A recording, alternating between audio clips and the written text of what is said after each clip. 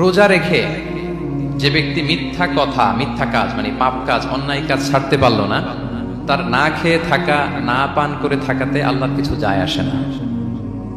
তার ওই রোজার আল্লাহর কোনো প্রয়োজন নাই। এটা জাস্ট উপোস, এটা জাস্ট অনাহার, জাস্ট আমি পানি খাইনি, আমি খাবার দাবার গ্রহণ করিনি, দ্যাটস ইট, এতটুকুই।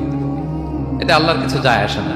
এটার কোনো সিগনিফিকেন্স আল্লাহ তাআলার কাছে নাই যে রোজাও রাখলো আবার মিথ্যাও বলে, রোজাও রাখলো আবার গীবত করতেছে, রোজাও রাখে অন্যের জন্য অকল্যাণ কামনা করে, রোজাও রাখে খারাপ কাজ করতেছে, নিষিদ্ধ কাজগুলো করতেছে। তাহলে এই রোজা রাখা না রাখার সময় এই রোজায় কোনো ফায়দা নাই। একটা ওয়ার্নিং পাওয়া গেছে না এখানে, যে ওয়ার্নিং, রোজা রেখে সাবধান, কোনো পাপ কাজের সাথে জড়ানো যাবে। আরেকটা ভয়ঙ্কর ওয়ার্নিং, যেটা বেসিকলি রাসূল সাল্লাল্লাহু আলাইহি ওয়াসাল্লামের পক্ষ থেকে গভীর হুঁশিয়ারি এবং বদদোয়া, বেসিকলি খুবই ভয়ঙ্কর এই বর্ণনাটা।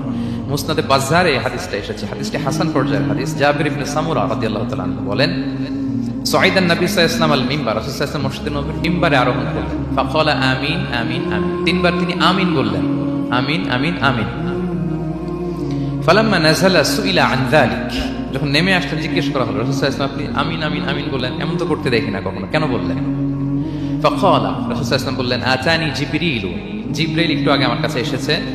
ওয়াকাল, এবং বলেছে, রহিমা আনফুমরিইন আদরাকা রমাদানা ফালাম ইউগফার লাহ, ওই ব্যক্তির ধ্বংস হোক যে রমাদান পেল কিন্তু নিজের জীবনের গুনাহ ক্ষমা করাতে পারল না।